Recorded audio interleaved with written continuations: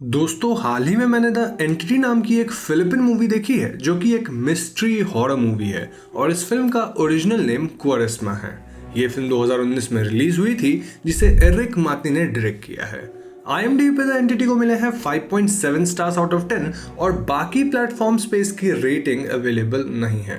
तो आज के इस वीडियो में हम और आप मिलकर द एंटिटी मूवी को डिस्कस करते हुए इस फिल्म से रिलेटेड कुछ टॉपिक्स पे बातें करेंगे।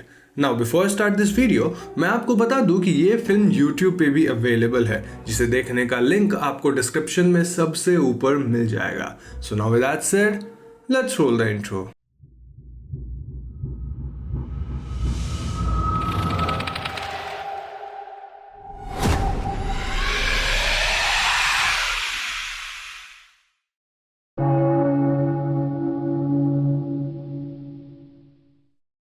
मूवी के ओपनिंग सीन में हम यह 1965 में एक घर का सीन देखते हैं जो क्रिसमस डेकोरेशन से सजा हुआ था और इसी घर के बाहर हम एक लेडी को भी देखते हैं जो कि अपना सामान लेकर कहीं चली जाती है।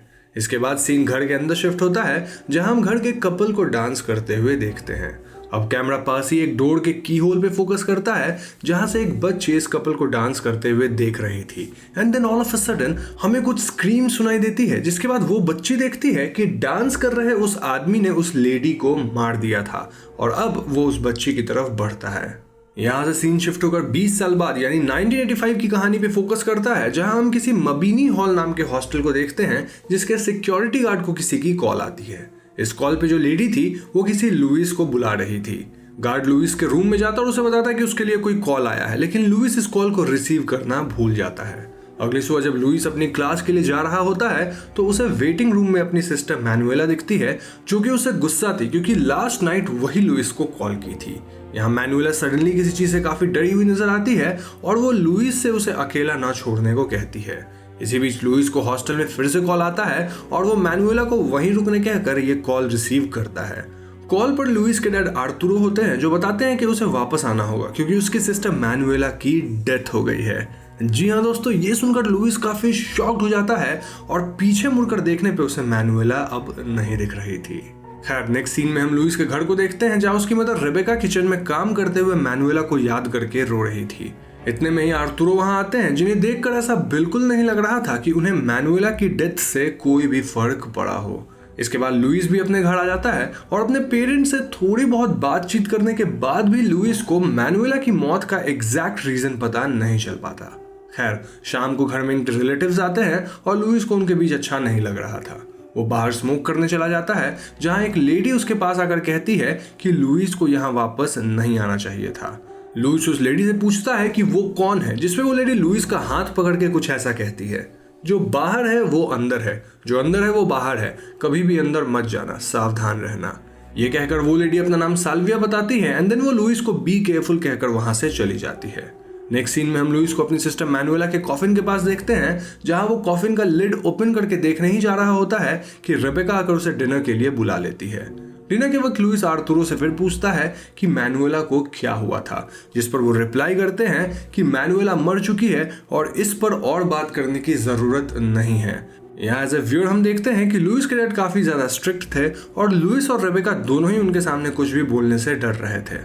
Then all of a sudden Arturo बोलते हैं कि मैनुएला सीरियसली इल हो गई थी और वो काफी वीक भी थी, इसीलिए उसकी डेथ हो गई और ऐसा कहकर वो रेबेका की तरफ कुछ ऐसे देखते हैं एज इफ वो लुइस से कुछ छिपा रहे थे।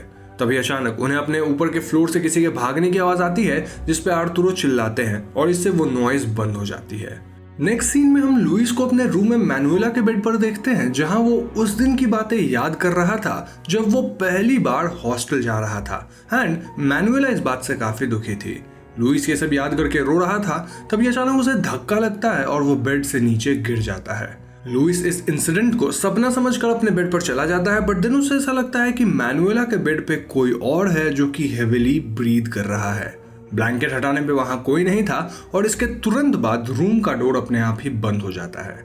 ऐसा होते ही मैनुएला की घोस्ट अपीयर होती है जो कुछ बड़बड़ा रही थी, like I just want to die, I have had enough, I hope Luis gets into an accident, I hope Lucena burns to ground, he left me. And इसके साथ ही वो लुइस को वहां से खींचकर उस रूम में ले जाती है जो कि रेबेका का क्लिनिक था। वहीं दूसरे रूम में हम रेबेका को देखते हैं जो कि अपने कमरे में सो रही थी और उसे एक आवाज सुनाई देती है जिससे उसकी नींद खुल जाती है। रेबेका को अपने रूम के डोर के बाहर किसी की शैडो मूव करते हुए दिखती है और वो उसके पीछे पीछे जाने लगती है। तभी अचानक से मैनुएला की घोस्ट रेबेका को अटैक करने के लिए बढ़ती है और यहाँ से रेबेका भी अपने क्लिनिक में पहुंच जाती है। लुइस यहाँ रेबेका से पूछता है कि आखिर वो लोग उसे मैनुएला के बारे में सच क्यों नहीं बता रहे हैं, जिस पर रेबेका लुइस को बताती है कि मैनुएला ने आत्महत्या किया था। लुइस अभी भी उससे पूछता है कि आखिर मैनुएला ने आत्महत्या क्यों किया, जिस पर रेबेका रिप्लाइज कि मैनुएला कमजोर थी इसीलिए उसने आत्महत्या कर लिया, बट लुइस ये मानने को तैयार नहीं था। खैर नेक्स्ट डे मैनुएला की बॉडी को बड़ी कर दिया जाता है और बरियल सेरेमनी के बाद लुइस को अपने हॉस्टल के लिए वापस निकलना था, लेकिन लुइस आर्थुरो के पास जाकर उनसे कहता है कि वो अभी नहीं जाना चाहता और वो यहीं रुक जाता है। नेक्स्ट सीन में हम लुइस को अपने रूम में देखते हैं जहां वो अपनी अपर बॉडी को बैंडेज से कवर कर रहा था एंड देन सीन कट होकर रेबेका के क्लिनिक पर जाता है जहां रेबेका की एक पेशेंट आई हुई थी एंड लुइस रेबेका के असिस्टेंट की तरह उसे ट्रीट कर रहा था। तभी अचानक उसे उस पेशेंट की जगह मैनुएला की घोस्ट दिखाई पड़ती है जो कि लुइस का गला पकड़ लेती है और उससे कहती है कि तुमने मुझे मरने के लिए छोड़ दिया, मैं तुम्हें कभी माफ नहीं करूंगी। एंड देन लुइस चिल्लाना स्टार्ट कर देता है। रेबेका यहाँ आती है एंड देन लुइस रियलाइज करता है कि मैनुएला यहाँ नहीं थी। इस रियलाइजेशन से लुइस काफी डिस्टर्ब हो जाता है और इसलिए वो बाहर जाकर स्मोक करने लगता है। थोड़ी देर बाद आर्थुरो बाहर आकर लुइस से कहते हैं कि तुम्हारी सिस्टर नर्क में है, उसकी तरह मत बनो, और वो लुइस से स्कूल के बारे में पूछते हुए उसे वार्न करते हैं कि इस ईयर उसे अपने स्कूल में टॉप करना ही होगा क्योंकि इस दुनिया में फूल और वीक लोगों की कोई जगह नहीं है। यहाँ वो लुइस से फैमिली और मैरिज की बात करते हैं और उनकी बातों से ये क्लियर था कि वो काफी ऑर्थोडॉक्स माइंडसेट के थे और वो लुइस से भी एक लड़का ही चाहते थे एज हिज ग्रैंडचाइल्ड। इसके बाद हम देखते हैं कि आर्थुरो मैनुएला के सामान घर से बाहर करने लगता है और सामान सही से ना पैक होने पर वो रेबेका पर चिल्लाता है।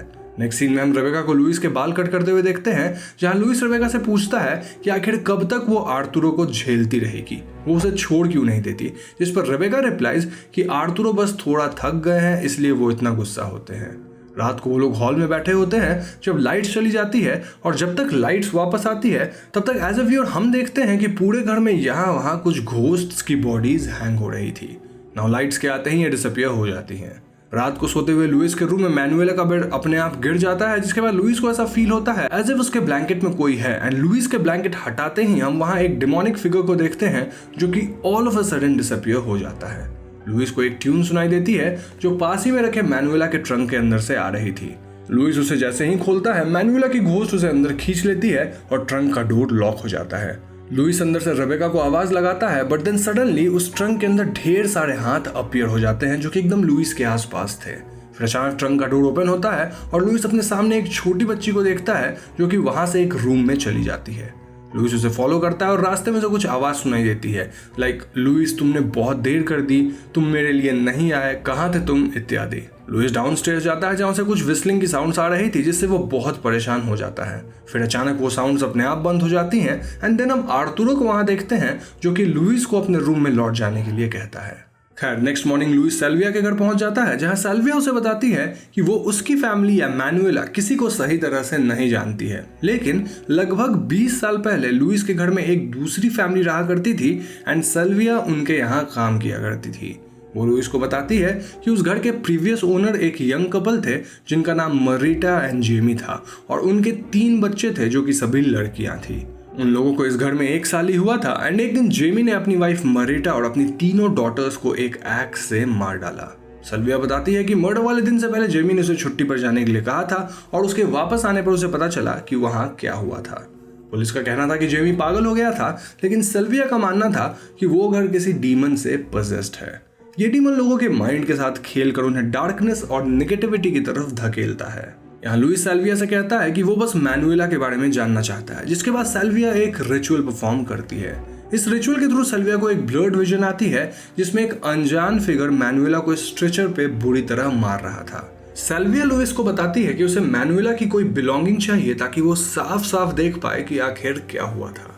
उस रात लुइस मैनुएला के सामान को खोजता है बट मैनुएला का ऑलमोस्ट सारा सामान घर से हटाया जा चुका था। बट देन लुइस को अपने बेड के नीचे से एक स्केच मिलती है जो कि शायद मैनुएला ने बनाई थी, जिसके बाद कपबोर्ड में से कुछ आवाजें आने लगती है और जैसे ही लुइस उसे ओपन करता है मैनुएला की घोस्ट उसे अंदर पुश कर देती है और वो अंदर बंद हो जाता है।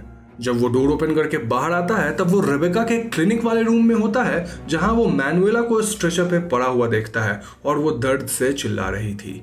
यहाँ वो देखता है कि कोई मैनुएला को हंटर से मार रहा था and then all of a sudden Luis खुद अपने हाथ में हंटर देखता है, जिसके बाद उसकी आंखें खुल जाती है एंड लुइस रियलाइजेस कि उसने बस एक बुरा सपना देखा था। लुइस अपने बेड के लोअर पोर्शन पर ब्लड देखता है, जिससे घबरा कर वो बेडशीट लेकर बाहर उसे वॉश करने भाग जाता है। रेबेका फौरन यहाँ आती है और वो बेडशीट को धोते हुए लुइस को शावर लेने के लिए कहती है। आर्थुरो भी यहाँ आता है और वो उस बेडशीट को देख लेता है। यहाँ हमें रेबेका और आर्थुरो की कॉन्वर्सेशन से एक शॉकिंग बात पता चलती है कि आर्थुरो ने ही मैनुएला की जान ली थी और अब वो लुइस के साथ भी सेम करने वाला था। रेबेका आर्थुरो को ऐसा करने से रोकती है, बट आर्थुरो रेबेका पे ही हाथ उठाकर उसे शांत रहने कहता है। वहीं दूसरी तरफ लुइस शावर के बाद फौरन भागकर सेल्विया के पास जाता है और उसे मैनुएला की स्केच देता है। सेल्विया उस स्केच की हेल्प से देखती है कि 20 साल पहले जो फैमिली वहां रहती थी उसके साथ उस दिन क्या हुआ था। दरअसल जेमी ने ही सबको अपने हाथों से मार दिया था और सेल्विया इस विजन से परेशान होकर लुइस को वहां से अपनी जान बचाकर भागने कहती है। देर रात जब लुइस घर वापस लौट कर आता है तब आर्थुरो उसे पकड़कर एक रूम में ले जाता है, जहां वो उसे एक चेयर पर बांध देता है। आर्थुरो लुइस के सर पे इलेक्ट्रिक शॉक देते हुए कहता है कि अगर तुम स्ट्रांग हो तो तुम्हें कुछ नहीं होगा। शॉक से लुइस चिल्लाने लगता है और इसके बाद आर्थुरो हंटर उठा लेता है और लुइस को मारना स्टार्ट कर देता है। लुइस की पूरी बॉडी से ब्लड बहने लगता है, बट आर्थुरो से टॉर्चर करता ही रहता है। इतने में रेबेका यहाँ आ जाती है और वो लुइस को किसी तरह बचाकर ले जाने लगती है। नाउ आर्थुरो काफी स्ट्रेंजली रोना स्टार्ट कर देता है। रेबेका लुइस को उसके रूम में ले जाती है, जहाँ वो फिर से उसी छोटी लड़की को देखता है। लड़की के पीछे जाने पे वो एक रूम में पहुंचता है और यहाँ वही स्केच रखी हुई थी, जिसे देखने पर वो रियलाइज करता है कि ये दरअसल इस घर का एक मैप था। मैप की हेल्प से वो एक सीक्रेट रूम में पहुंच जाता है, जहां दरअसल वो और मैनुएला बचपन में छुप कर रहा करते थे। यहाँ उसे अपने सामने एक डीमन दिखाई देता है, जिससे बचकर वो आगे पहुंचता है। यहाँ अगेन उसे वही बच्ची दिखती है जो कि उसे एक बॉक्स देती है। अब इससे पहले लुइस उस बॉक्स को ओपन करता, रेबेका यहाँ आ जाती है। उसके आते ही एक फोटो यहाँ गिरता है, जिसके पीछे लुइस को एक ओल्ड फोटोग्राफ्स का बॉक्स मिलता है। इसमें वो दो छोटी लड़कियों की कई इमेजेस देखता है और यहाँ मूवी का सबसे बड़ा प्लॉट रिवील होता है। दरअसल लुइस लड़का नहीं था बल्कि एक लड़की था। जी हाँ दोस्तों, रेबेका और आर्थुरो की दो डॉटर्स थी, Manuela and Luisa. But Arturo हमेशा से एक लड़का चाहता था और इसीलिए वो उन दोनों को बहुत मारता था। बचपन में अपनी डैड की मार से बचने के लिए और उन्हें खुश रखने के लिए लुइजा ने लड़कों की तरह रहना स्टार्ट कर दिया और वो मैनुएला की शिकायत करने लगी। आर्थुरो लुइजा से खुश हो गया और अपना सारा गुस्सा मैनुएला पे उतारने लगा। आर्थुरो लुइजा को भी मैनुएला को मारने के लिए कहता था ताकि वो प्रूव कर सके कि वो एक लड़का है, और लुइजा ने ऐसा ही किया। इसके बाद लुइजा आर्मी स्कूल चली गई और वहां जाकर ये सब कुछ भूल गई। इस पॉइंट पे लुइस को रियलाइज होता है कि उसने मैनुएला के साथ कितना बुरा किया था। अब लुइस आर्थुरो को मारने के लिए जाने लगता है, बट रेबेका उसे रोक लेती है और डिसाइड करती है कि वो आर्थुरो को यहाँ से लेकर चली जाएगी और इसके लिए वो आर्थुरो को इंजेक्ट करके बेहोश कर देती है। वहां बाहर सेल्विया उनकी मदद करने आ जाती है और वो उन्हें बताती है कि एंशिएंट टाइम्स में यहाँ एक ऑर्फनेज हुआ करता था, जिसके ओनर यहाँ रहने वाले बच्चों को टॉर्चर किया करते थे। इतना ही नहीं, कुछ समय बाद वर्ल्ड वॉर के जापानीज सोल्जर्स ने भी यहाँ लोकल वुमेन के साथ बहुत बुरा सलूक किया था। इन कारणों से ये जगह काफी नेगेटिव हो गई है, जिससे यहाँ एक डीमन अट्रैक्ट हो गया है और इस घर को पजेस कर लिया है। वो डीमन लोगों की नेगेटिव थॉट्स और एंगर पे फीड करता है। हम देखते हैं कि सेल्विया ने आर्थुरो को एक चेयर से बांध दिया था एंड देन वो रिचुअल परफॉर्म करना स्टार्ट करती है, जिसके बाद एक डीमन आर्थुरो के थ्रू उनसे कम्युनिकेट करता है एंड सेल्विया को उसके लाइफ के डार्केस्ट मोमेंट्स याद कराने लगता है। इससे हमें पता चलता है कि बचपन में सेल्विया के डैड ने उसके साथ फिजिकल अब्यूज किया था। सेल्विया उसके सामने होली प्रेयर करती है, जिसके बाद वो डीमन रिवील करता है कि वो अज़ाज़ेल है एंड देन सडनली आर्थुरो रोना स्टार्ट कर देता है, जिससे हमें ऐसा लगता है एज इफ वो डीमन आर्थुरो की बॉडी से बाहर चला गया है।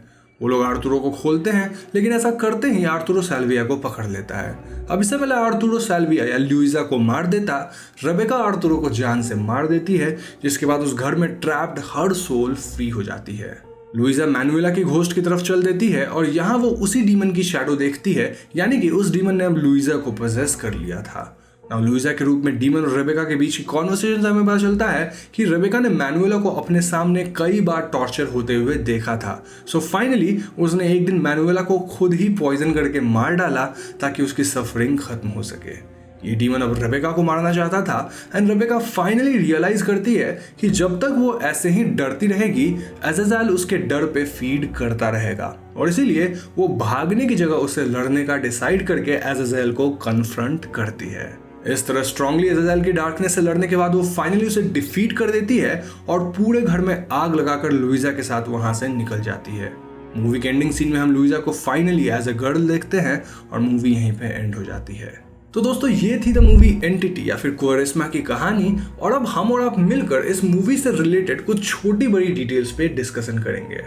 जिस घर में लुइसा और उसकी फैमिली रह रहे थे वहां पास्ट में एंड इवन वर्ल्ड वॉर के टाइम से कई हॉरिबल इंसिडेंट्स होते रहे थे and hence it was a cursed ground. इसलिए इस घर को अज़ाज़ेल नाम के एक डीमन ने पजेस कर लिया था जो कि ह्यूमन के नेगेटिव इमोशंस जैसे फियर, एंगर और ग्रीड पे ही फीड करता था और इससे ही पावरफुल होता था ना। आर्थुरो को हमेशा से एक बेटा चाहिए था बट उसकी 2 बेटियां हो जाती है और इसलिए वो उन दोनों को सही से ट्रीट नहीं करता था।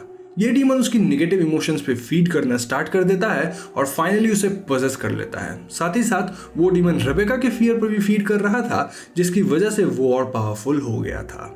रेबेका अपनी दूसरी बेटी मैनुएला पर आर्थुरो के टॉर्चर को देखती रही और डर से चुप रही, लेकिन फाइनली उसने लुइजा के लिए आवाज उठाई और अपने डर पे काबू किया जिससे वो अज़ाज़ेल को हरा पाने में सक्सेसफुल रही। ना दूसरे नजरिया से देखें तो ये मूवी सोसाइटी में वुमेन और उनकी कंडीशंस को एक काफी इफेक्टिव वे में प्रेजेंट करती है। इतना ही नहीं, इस मूवी में चाइल्ड अब्यूज और पैट्रियार्की जैसे इश्यूज को समझाते हुए एक इम्पॉर्टेंट टॉपिक को भी कवर किया गया है जो कि है प्रोग्रेशन ऑफ पैट्रियार्की। जी हाँ दोस्तों, पैट्रियार्की के रॉन्ग कॉन्सेप्ट को प्रोपोगेट करने में फीमेल पॉपुलेशन का भी कुछ मिस्टेक्स होता है। सालों से इसी सिस्टम को फॉलो करते हुए कुछ फीमेल्स को इसी की हैबिट हो गई है और वो प्रोग्रेसिव माइंडसेट वाली फीमेल पॉपुलेशन का खुद विरोध करती हैं।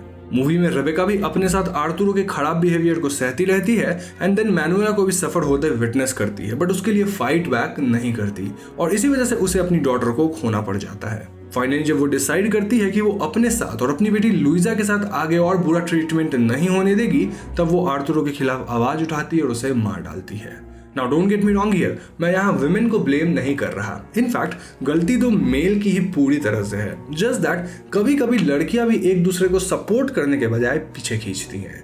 ये मूवी जिस तरह अपने जंप स्केयर से हमें एंटरटेन करती है उसी तरह ये अपने थॉट प्रोवोकिंग आइडिया से हमारे ऊपर एक पॉजिटिव इफेक्ट छोड़ती है। I personally like this movie क्योंकि इसमें काफी अच्छा मैसेज दिया गया है एंड आई सजेस्ट कि आप लोग भी इसे जरूर देखें।